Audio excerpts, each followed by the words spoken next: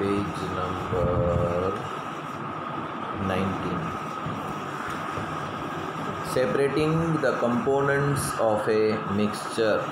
तो अगर किसी ने आपको बोला, एक जोक सुनाता हूँ समझने के लिए। एक लेडी थी, उसके पास पैसे नहीं थे लेकिन खाने की भूख लगी थी, तो दुकान वाले के पास गई और एक थैली निकाली और बोला 1 किलो मेरे को इसमें चावल दो। तो दुकान वाले ने डाल दिया चावल। फिर पूछा कि गेहूँ है? हाँ। तो 1 किलो गेहूँ दो। गेहूँ दिया, तो लो इसी में डाल दो। डाल दिए। फिर बोलता बाजरा है? हाँ। 1 किलो बाजरा दो। फिर बोल इसी में डाल दो। फिर बोली अरे पैसे तो मेरे पास नहीं है, मैं 4-5 दिन बाद दे जाऊंगी, अभी नहीं है मेरे पास। तो दुकान वाला नहीं उधार हम नहीं रखते। तो ठीक है, अपना सामान ले लो वापस। तो अब दुकान वाला क्या करेगा, वो मिक्सर कोई लेगा उससे? नहीं लेगा ना। तो दुकान वाला बोला ठीक है, ये मगजमारी बढ़ने से अच्छा भले 4-5 दिन बाद दे जाना पैसे। तो ठीक है, वो घर ले गई, एक एक दाना अलग कर लिया, उसका खाने का हो गया, है ना। और 4-5 दिन बाद पैसे आए तो उसको दे के भी आई दुकान वाले को, तो नाम भी ख़राब नहीं हुआ। तो दूसरी बार भी ऐसे लेने जाएगी तो उसको मिल जाएगा। और अब भी खाना जो था उसने सेपरेट कर लिया, घर आके एक एक दाना अलग अलग कर लिया। लेडीज़ को तो आता है, फटाफट कर लेती है। तो तीनों चीज़ भी मिल गई, सेपरेट भी कर लिया और काम भी हो गया, है ना।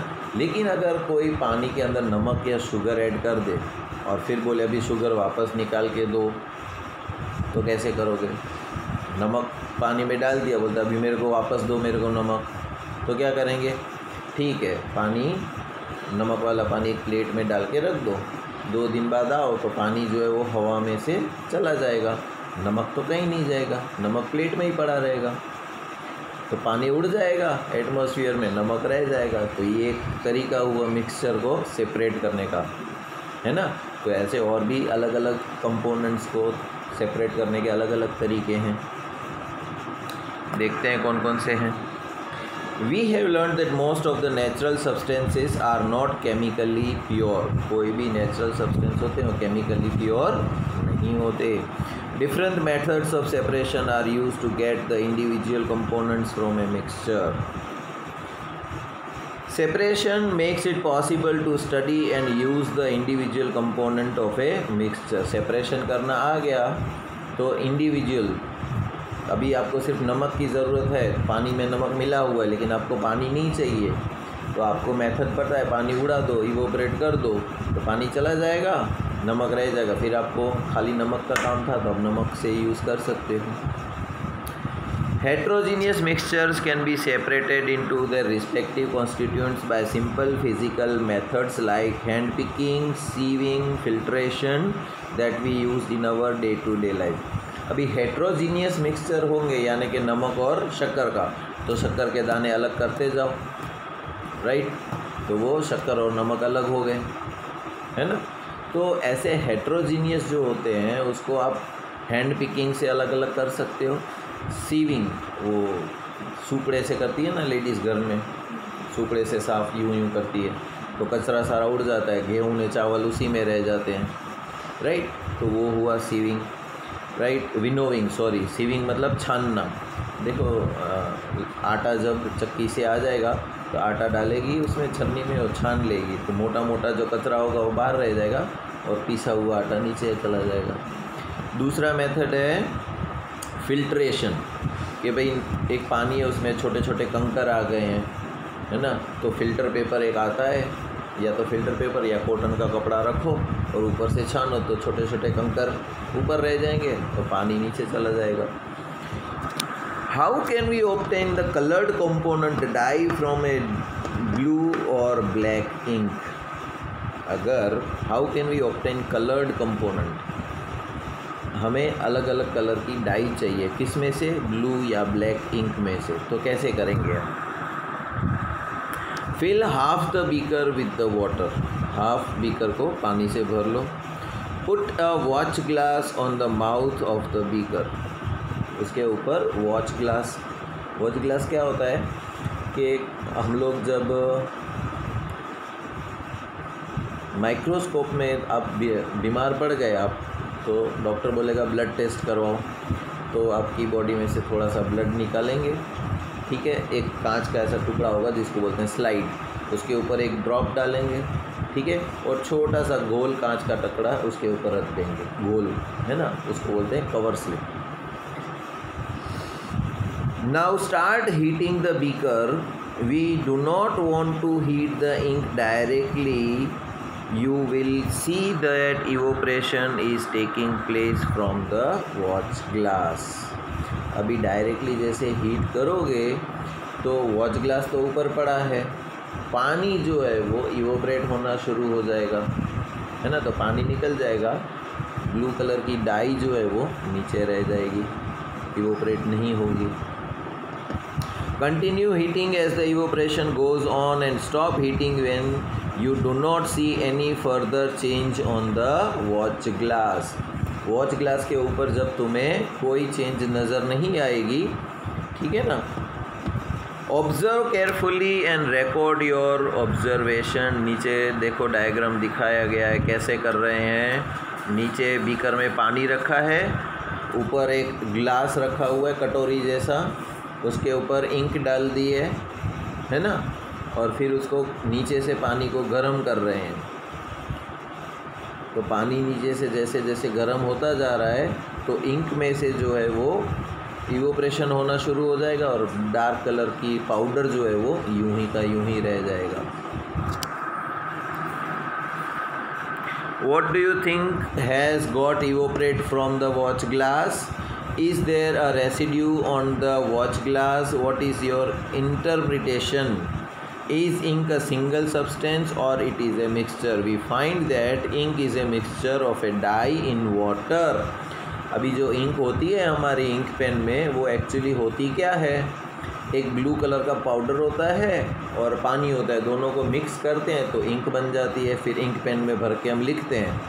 अब पानी तो सूख जाएगा जल्दी जल्दी, जैसे लिखते जाएंगे तो पानी सूख जाएगा और ब्लैक कलर का पाउडर जो है वो पेपर के ऊपर चिपकता जाएगा। इंक पेन से अगर तुमने कुछ लिखा है, इंक पेन से अगर तुमने कुछ लिखा और उसके ऊपर पानी डालोगे, बुक के ऊपर बारिश आई तो जो भी लिखा था वो मिट जाएगा। लेकिन बॉल पेन से लिखते हैं जब, तो उसको पानी में कितना भी डाल दो तो नहीं जाता। क्यों? क्योंकि उसके अंदर पानी नहीं होता है। तो इंक पेन से पहले शुरुआत के समय में इंक पेन से लिखते थे सभी लोग, लेकिन ये प्रॉब्लम सामने आई कि पानी पड़ता है तो इंक से लिखा हुआ निकल जाता है, फैल जाती है इंक पानी से। तो अभी ऐसी इंक ढूंढो जो पानी पे असर ना हो, फिर बॉल पेन वाली इंक सामने आई। ठीक। सो इंक जो होती है वो भी मिक्सचर है, किसका? पानी का और ब्लैक डाई का। तो हमने ब्लैक डाई और पानी को अलग कर लिया। How can we separate the cream from the milk? अभी हमको पता है दूध लेके आए, उसके अंदर घी भी है, मक्खन भी है, क्या बोलते हैं, क्रीम भी है। तो पता कैसे चलेगा? ऐसे तो दिखेगा नहीं। तो दूध को मम्मी जब गर्म करती जाएगी, एक टाइम आएगा जब दूध में से पानी जो है वो कम हो जाएगा और ऊपर की लेयर जब ठंडी होगी तो ऊपर मलाई जम जाएगी दूध के ऊपर। तो ये मलाई कहाँ से आई? दूध में ही थी, लेकिन उस मलाई में से पानी गायब हो गया, इसलिए ऊपर मलाई जम गई। अब उस मलाई को निकाल के अलग रख दो, है ना, उसके अंदर छाछ या दही डाल दो तो वो जम जाएगी, है ना। फिर उसको मिक्सी से करेंगे तो उसमें से बटर निकलेगा, है ना। अब जब वो बटर निकलेगा तो बटर को भी अलग रख दो और उसको गर्म करो, तो बटर में भी पानी निकल जाएगा और घी हाथ में आ जाएगा। तो घी ऑलरेडी दूध के अंदर तो था, लेकिन दिख नहीं रहा था, छोटे पार्टिकल्स थे उसके बहुत। तो हमने उसको सेपरेट किया गरम कर करके। अभी बाज़ार में ऐसे मिल्क आते हैं जिसमें से मशीन ऐसे आते हैं जिसमें से आप क्रीम निकाल लेते हो। दूध जो होता है ना, नॉर्मली अच्छा वाला दूध लोगे ना तो 50 रुपए वाला होगा, दूसरा होगा 30 या 40 रुपए वाला। तो वो भी दूध है, ये भी दूध है, क्या फ़र्क है? तो इसमें से मलाई निकाल ली है पहले से ही। अभी मलाई निकालने के लिए तो दूध गर्म करना पड़ेगा ना, ऐसे नहीं। एक मशीन आता है जो गोल गोल घूमता है धीरे धीरे, जब दूध उसके ऊपर से जाएगा तो उसमें से मलाई अलग हो जाएगी और नीचे सिर्फ पानी वाला दूध ही बचेगा, है ना। तो वो दूध तुम्हें सस्ते में मिल जाएगा, लेकिन वो दूध पियोगे तो फ़ायदा कुछ नहीं होगा, क्योंकि उसमें से मिल्क का जो पार्ट होता है वो तो निकल गया, right. So nowadays we get full cream, toned and double toned varieties of milk। दूध लेने जाओगे तो पूछेगा कौन सा दूँ, क्रीम वाला दूध चाहिए, टॉन किया हुआ चाहिए या डबल टॉन किया हुआ चाहिए।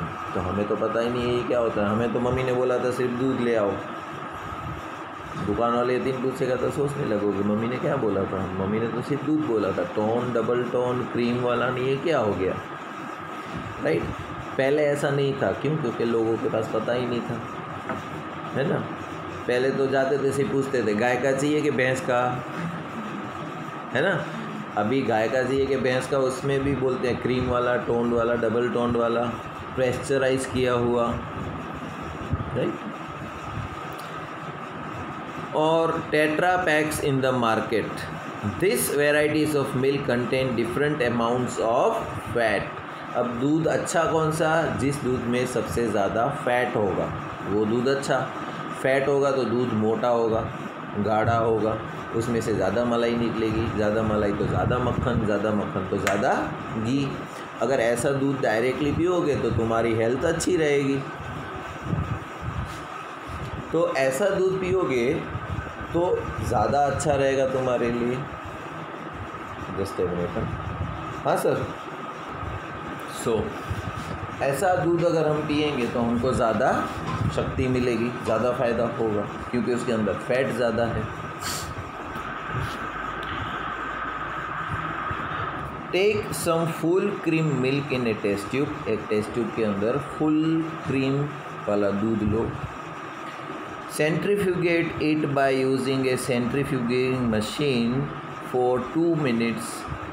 सेंट्रीफ्यूगिंग मशीन मतलब जो चक्कर गोल गोल घूमता है स्पीड में, है ना। तो उस मिल्क के अंदर उसको चर्न करो, स्पीड में घुमाओ उस मिल्क को, सेंट्रीफ्यूगेट करो। If a centrifuging machine is not available in the school, you can do this activity at home by using the milk churner used in the kitchen।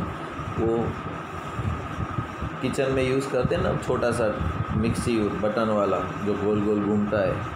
एक वो मिक्सचर बटन वाला होता है, जार रखते हैं ऊपर, दूसरा हैंड मिक्सी आता है ना। If you have milk dairy near by, visit it and ask how they separate the cream from the milk and how they make cheese, paneer from it। तो अभी हम लोग बहुत सारी चीज़ें खाते हैं जिसमें पनीर डालते हैं, तो पनीर कहाँ से निकलता है? दूध में से। तो कैसे निकालते हैं? तो दूध के अंदर फिटकरी आती है या नींबू आता है, नींबू का पानी डालो, उसके अंदर 2 ड्रॉप्स डालो तो दूध फट जाएगा।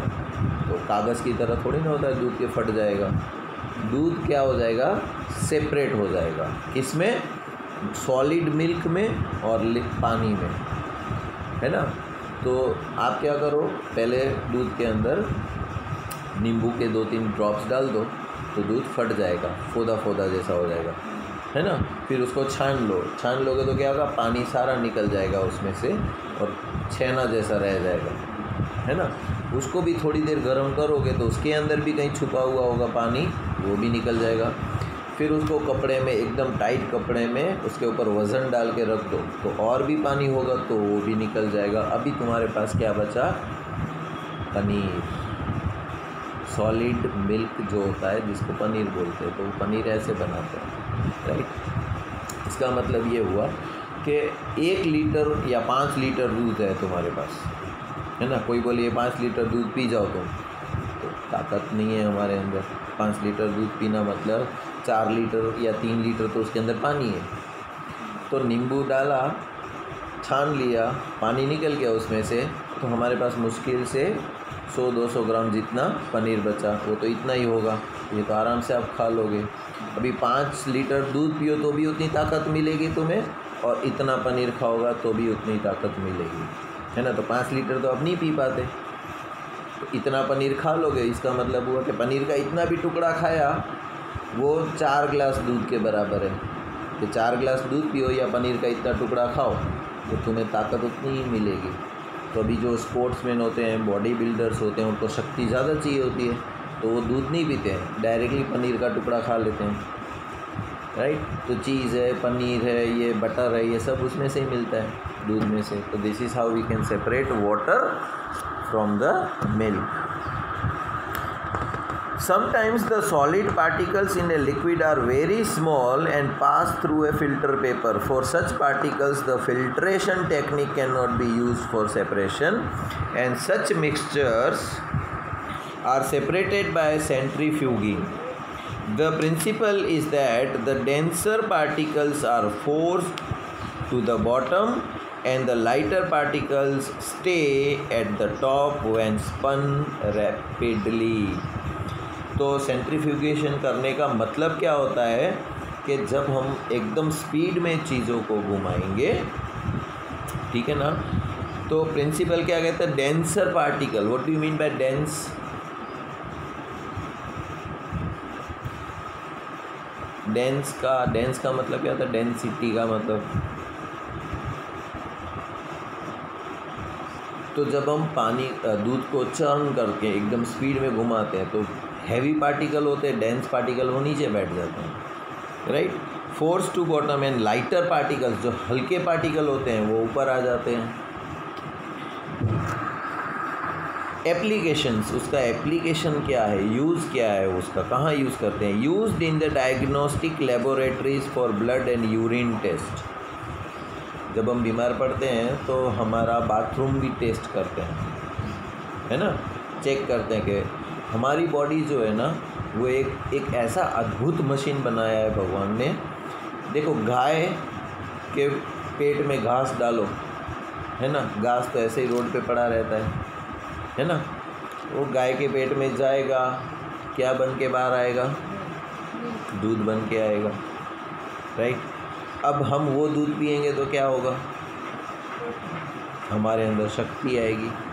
तो यार मेरे पास तो गाय नहीं है, तो मैं क्या करूं? चलो डायरेक्टली घास ही खा लेता हूं। क्यों? क्योंकि ये घास ही तो मैं गाय को खिलाऊंगा, फिर गाय दूध देगी और फिर मैं दूध पीऊँगा। तो ये वाया क्या करने का लंबा प्रोसेस, डायरेक्टली घास ही खा लो तो दूध आ जाएगा मेरे पास।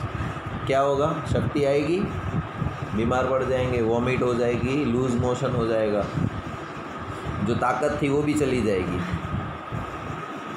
तो ये गाय एक ऐसा मशीन है। अभी तुम्हारे घर में बचा हुआ खाना होता है, सबके घर में, तो मम्मी ऐंठ निकाल देती है ना। अब वो ऐंठ घर के बाहर ऐसे ही खुली पड़ी रहती है, गाय आती है, मुंह डाल के सारी ऐंठ खा जाती है, बची बासी 2 दिन की रोटी ने वो सब खा जाती है ना। उसमें से क्या बनाती है? दूध। तो भाई मेरे पास तो गाय नहीं है, लोगों के घर के बाहर जो ऐंठ पड़ी है वो डायरेक्टली पी लो, हमारे अंदर दूध आ जाएगा। क्या ऐसा कर सकते हैं? नहीं कर सकते, है ना।